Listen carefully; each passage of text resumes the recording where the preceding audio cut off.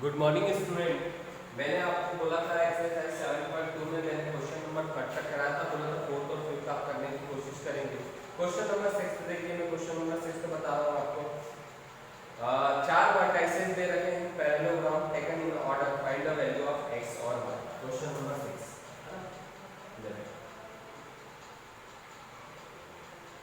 ध्यान से देखेंगे।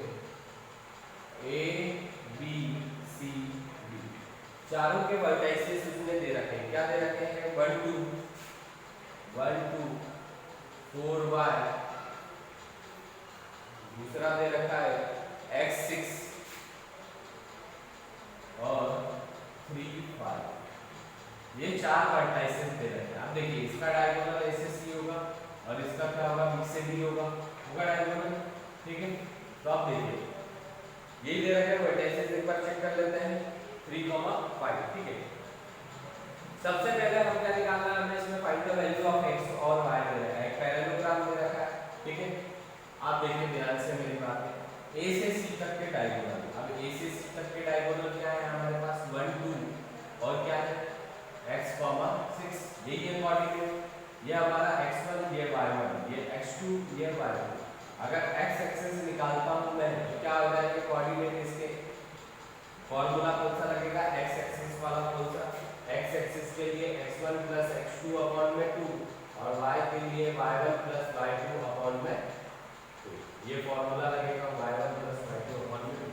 देखिए x1 plus x2 1 plus x upon में 2 और 2 प्लस 6 अपॉन में 2। ये हम AC के कोऑर्डिनेट निकाल रहे हैं। ठीक है, तो 1 प्लस x अपॉन में 2, 6 और 2 8 अपॉन में 2, 2 1 जा 2 4 जा 8। क्या आ गए? A और C के डायगोनल आ गए 1 प्लस x अपॉन में 2 कॉमा 4। ये AC के आ गए। अब ऐसे ही हम किसके निकाल लेंगे? BD के। तो B और D के डायगोनल देखिए, है ना? ये मैंने आपको बताया था कि ये फॉर्मूला मिड पॉइंट निकालने के लिए, है ना? इन दो कोऑर्डिनेटों के बीच की दूरी निकालने के लिए। ठीक है, B और D के क्या कोऑर्डिनेट? B के है 4y और D का है 3 5। ये x1, ये y1, ये x2, ये y2। ठीक है, तो देखिए B और D के क्या हो जाएंगे? 4 प्लस 3 अपॉन में 2 y प्लस 5 अपॉन में 2। तो क्या हो जाएगा? B और D के कोऑर्डिनेट हो जाएंगे 7 अपॉन में 2 और y प्लस 5 अपॉन में 2। अब इन दोनों का कंपैरिजन कराएंगे AC और BD का, और इसकी वैल्यू निकाल के बताएंगे x और y। तो x वाले का x वाले के साथ कंपैरिजन होगा। अब यहाँ से सेकंड पार्ट चालू हो रहा है। ठीक है, अब देखना 1 प्लस x अपॉन में 2 इक्वल्स टू क्या है? 7 अपॉन में 2। क्रॉस मल्टीप्लिकेशन क्या हो जाएगा? 2 प्लस 2x 7 2 का 14। तो क्या हो जाएगा? 14 माइनस 2, ये प्लस का बन जाएगा तो माइनस का। तो क्या वैल्यू बचेगी? 2x equals to 12। तो x इक्वल्स टू 12 अपॉन में 2, 2 1 जा 2 6 जा 12, x की वैल्यू आ गई 6। ये तो हमने x के लिए निकाली है। ऐसे ही जब हम y के लिए निकालेंगे तो क्या हो जाएगा? 4 equals to y plus 5 upon में 2। Cross multiplication y plus 5 equals to 8। तो y की वैल्यू आ गई 8 माइनस 5।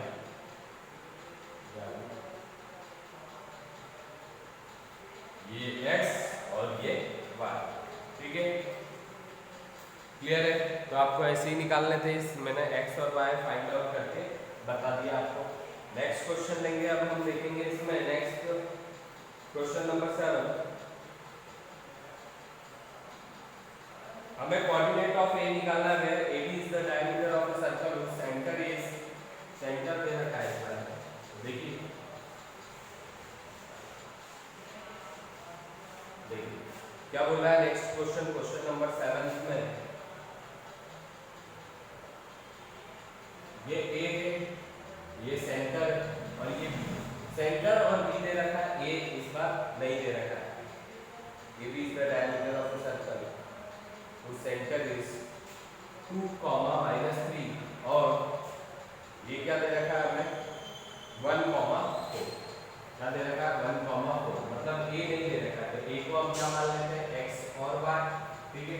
अब देखिए वैल्यूज निकालेंगे हम, ठीक है। ये हमारा सेंटर है, क्या है सेंटर, तो क्या हो जाएगा x1 y1 x2 y2, देखिए x इक्वल्स टू, ये हमारा x और ये y, x equals to x1 plus x2 upon में 2। x क्या है हमारा, क्या माना मैंने, पहले एक बार लिख लेना फॉर्मूला तो ज्यादा अच्छा है, x1 प्लस x2 अपॉन में 2 और y equals to y1 plus y2 upon में 2। तो x की वैल्यू क्या है 2, x1 x प्लस 1 अपॉन में 2, y के लिए -3, y की वैल्यू प्लस 4 अपॉन में 2। क्रॉस मल्टीप्लिकेशन करते हैं, x प्लस 1 इक्वल्स टू 4, तो x की वैल्यू क्या आ जाएगी 4 माइनस 1, तो x की वैल्यू आ गई 3। अब इसका मल्टीप्लिकेशन हो जाएगा इधर, तो y प्लस 4 इक्वल्स टू 3 2 जा 6 माइनस 6 माइनस 4, तो y की वैल्यू आ गई माइनस का 8।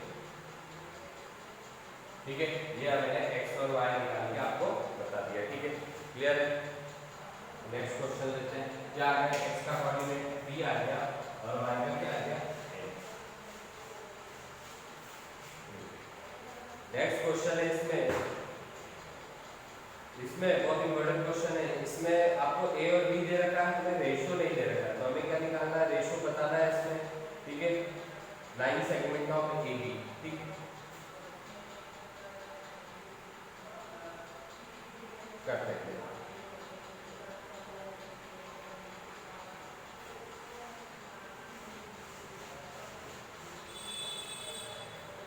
देखिए सबसे पहले क्वेश्चन समझिए, a और b, क्वेश्चन नंबर a से b, ये हमारा a है और ये b है, ठीक है। यहाँ पे कोई पॉइंट क्या है p, ये डाल दिया, ठीक है। a के कोऑर्डिनेट दे रखे हैं -2 और b के कोऑर्डिनेट दे रखे हैं 2, -4 ये x1 ये y1 ये x2 ये y1, ठीक है। ये दे रखा p के कोऑर्डिनेट निकालेंगे, तो p के कोऑर्डिनेट निकालने के लिए हमें रेशियो चाहिए, तो रेशियो क्या दे रखा है देखिए ध्यान से, AB इक्वल्स टू 3 अपॉन में 7 AB, 7 को इधर लिखते हैं 7 AP इक्वल्स टू 3 AB, ध्यान से देखना यहीं पे समझने लायक जैसा जल्दी है, ठीक है। अब 7 को इधर 3 को भेजते हैं, तो क्या हो जाएगा 7 अपॉन में 3 और इसको इधर भेजते हैं AB अपॉन में AP, ठीक है। अब देखिए 7/3, 7 को क्या लिख सकता हूँ मैं 4 + 3 लिख सकता हूँ, कोई दिक्कत नहीं, 4 और 3 भी 7 होता है।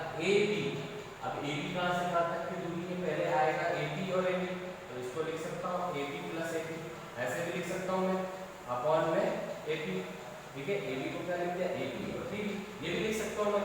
अब सबको अलग अलग कर देता हूँ, 4 अपॉन में 3 + 3 अपॉन में 3, सबको अलग अलग दे दिया उसका, AP अपॉन में AP से AP कैंसिल, 3 से 3 कैंसिल, 4 अपॉन में 3 + 1 प्लस AB अपॉन में AP, 1 से 1 कैंसिल, क्या बचा, रिमेनिंग अब बच गया हमारे पास AB अपॉन में AP इक्वल्स टू 4/3। AB की क्या दूरी आई, ठीक है, AB की 4 है और AP की कितनी है 3 है, ठीक है। ये क्या है 3 और ये क्या निकाला हमने AP अपॉन में AP,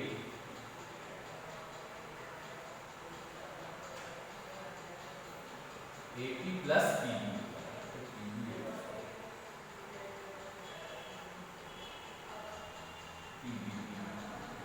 AP प्लस क्या आ जाएगा,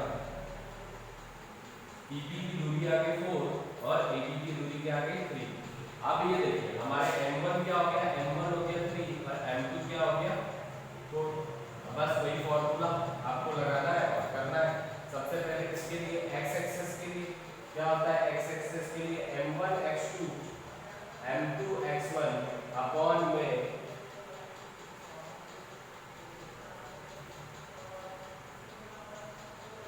M1 + M2, ठीक है।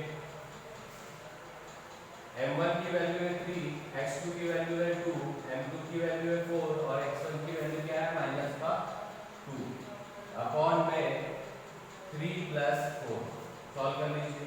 6 4 2 जा 8 अपॉन में 7, 8 में से 6 गया बचा 2 अपॉन में 7। ठीक है, ये x के कोऑर्डिनेट निकले। अब y के निकालेंगे अब हम y निकालेंगे। y2 की value m1 y2 plus m2 y1 upon में m1 प्लस m2। तो y की देखिए m1 की वैल्यू क्या है, m1 की हमारे पास 3, y2 की वैल्यू है -4, m2 की क्या है, m2 की है 4 और y1 की है -2 अपॉन में 3 प्लस 4, 4 3 जा 12, 4 2 जा 8 अपॉन में 7। तो क्या आ जाएगा माइनस 4 3 जा 12 और ये आ जाएगा माइनस का 20 अपॉन में ये y की वैल्यू है। ये हमने निकाल लिया x और y। ठीक है, नेक्स्ट वाला क्वेश्चन भी ये सही है। आपको दे रखा है find the coordinate of the points which divided the line segment joining the -2 2। ठीक है, और 4 पार्ट में हमें डिवाइड करना है। देखिए 4 पार्ट में कैसे डिवाइड होगा।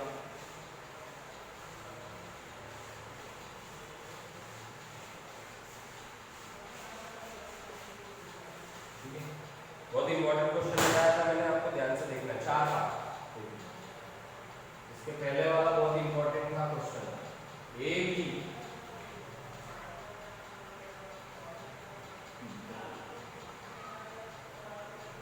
P2 और ये हो गया 4, 1 2 3 4 पार्ट में डिवाइड कर दिया।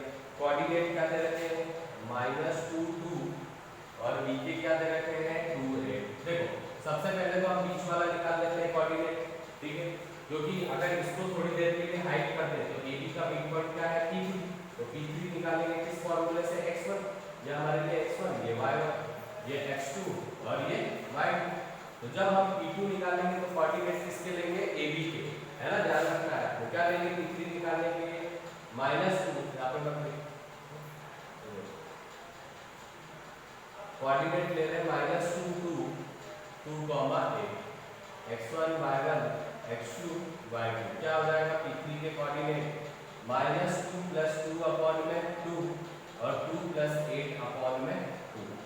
तो P3 के कोऑर्डिनेट हो जाएंगे 2 से 2 कैंसिल, 0 अपॉन में 2, 10 अपॉन में 2, 2 1 जा 2 5 जा 10। P3 की वैल्यू हो गई 0,5। क्या आ गया 0,5। ये हमने पहला निकाल लिया। अब हम क्या निकालेंगे P1। तो जब हम P1 के कोऑर्डिनेट लेंगे तो ये रहेंगे, दोनों कोऑर्डिनेट क्या रहेगा -2 2 और 0,5। ये x1 ये y1 ये x2 ये y2, इस चीज का ध्यान रखेंगे। ठीक है, बस P1 निकाल लीजिए आप। क्या हो जाएगा -2 + 0 अपॉन में 2 और 2 + 5 अपॉन में 2, -2 अपॉन में 2 7 अपॉन में 2, 2 से 2 कैंसिल। क्या आ गई P1 की वैल्यू -1,7 अपॉन में 2। ठीक है, ये आएगा।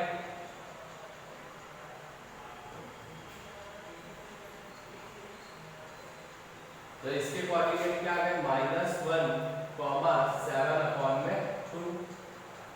आप P2 निकाल लेते तो P2 के कोऑर्डिनेट क्या लेंगे 0,5 और 2,8। ये x1 ये y1 ये x2 ये y2। क्या हो जाएगा P2 0 + 2 अपॉन में 2 और 5 + 8 अपॉन में 2।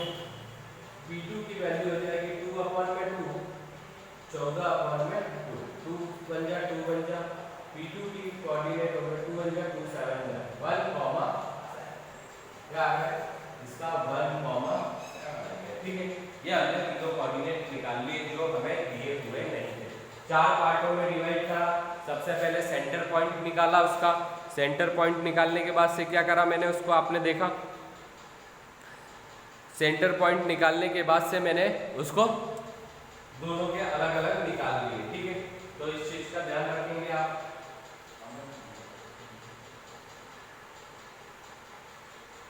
ठीक है, अब नेक्स्ट क्वेश्चन लेंगे। आप इस क्वेश्चन को नोट डाउन कर लीजिए। एरिया ऑफ रोम्बस, ठीक है। आज के लिए last question,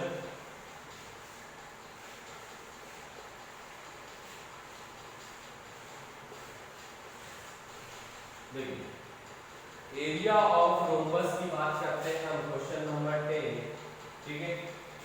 area of rhombus, सबसे पहले एक रोम्बस बना लेता हूं मैं, जिसके डायगोनल क्या है, ए बी सी, ए से सी का डायगोनल और बी से डी का डायगोनल, ठीक है। अब कोऑर्डिनेट लिख लेते हैं पहले इसके, 3, 0, 4, 5, सी के दे रखे हैं -1, 4, और डी के कोऑर्डिनेट दे रखे हैं -2, -1,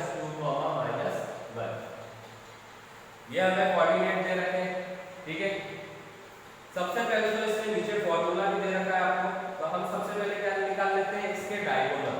सबसे पहले किसके डायगोनल निकालेंगे, ए से सी के, तो ए से सी के डायगोनल निकाल लेते हैं, 3, 0 और -1, 4, ठीक है। ये इसके डायगोनल, ये x1, ये y1, ये x2, ये y2,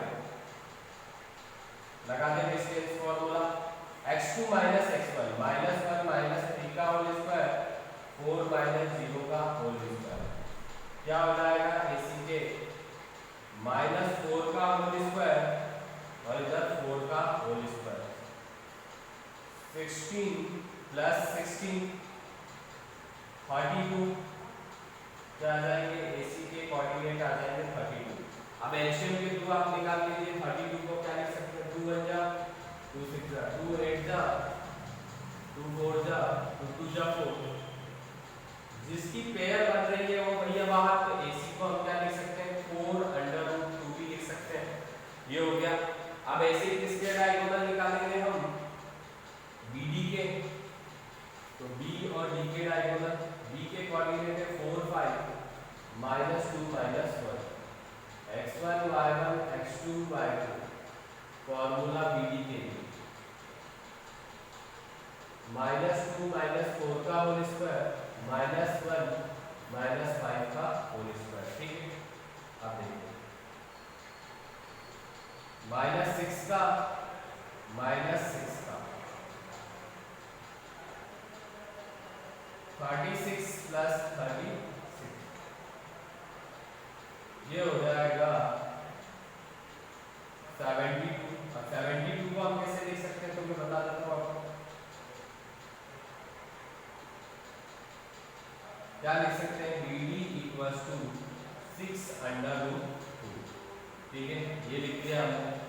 अब इसमें हम लगाएंगे फॉर्मूला, फॉर्मूला दे रखा है आपको, एरिया ऑफ रोम्बस, तो एरिया ऑफ रोम्बस, ठीक है, 1/2 इंटू डायगोनल, तो डायगोनल क्या है, AC और क्या है भी, ये दो डायगोनल निकले, 1/2 4√2 इंटू 6√2, 2 1 जा 2 2 जा 4, 2 का 6 में होगा 12 और √2 का √2 में होगा 2, 24 स्क्वायर यूनिट, ये हो जाएगा इसका एरिया, ठीक है। बहुत शानदार क्वेश्चन था ये, ठीक है। तो आपको देखना है ध्यान से इन क्वेश्चनों को, क्लियर है सभी को। तो एक्सरसाइज खत्म होती है, हम नेक्स्ट एक्सरसाइज अगले लेक्चर में लेंगे 7.3, हो सकता है कि खत्म भी हो जाए नेक्स्ट लेक्चर में ये चैप्टर, ठीक है। Thank you.